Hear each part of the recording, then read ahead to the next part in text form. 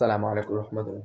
আর কোনো মানুষকে যদি কেউ একটা মানুষ একটা কাজ করতেছে, সেই কাজের পিছে সে লেগে আছে, সেই কাজটা ভুল হোক খারাপ হোক, ভুল ভুল হলে এটাকে আগে সামনে যে যাবে তাকে যাতে বলছে এই পারো না বা এরকম কোনো একটা ইয়ে করে করে না না দেওয়া, যাতে এই কাজটাকে সে কোনো একটা জিনিস কেউ পারে না, সে সামনে গেছে তাকে আরো উৎসাহ দেওয়া, যাতে সেই কাজটা করতে পারে।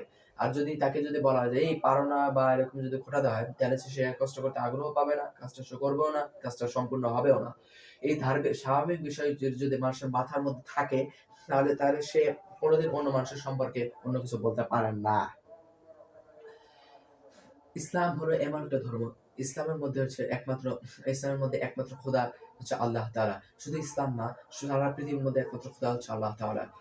তিনি সারা পৃথিবীর মধ্যে সবকিছু সৃষ্টি করেছেন, এবং তিনি তিনি তিনি যেটা ইচ্ছা সেটা করতে পারেন। এতে যাকে ইচ্ছে তাকে খাদ্য দিতে পারেন, যাকে ইচ্ছে তাকে বস্ত্র দিতে পারেন, যাকে পড়ান তাকে যাকে আল্লাহ তাআলা পড়ান সেই পড়ে, যাকে আল্লাহ তাআলা পড়ান না সেই পড়ে না। এখন হচ্ছে বিষয়বস্তুতে আসি।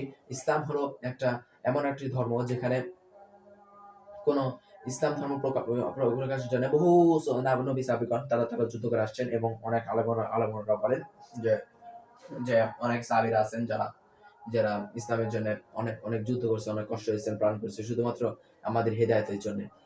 হেদায়েত মুসলিম সবাই হতে পারে।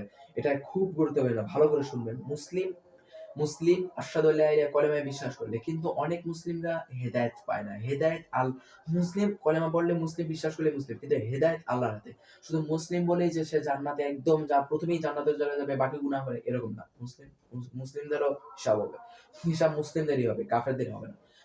এখন প্রশ্ন হলো, ইসলাম ভিডিও আমি শর্ট করবো না, এখন হচ্ছে ছেড়ে দেবো ভিডিও। আমরা পরে চার্জ। আসসালামু আলাইকুম।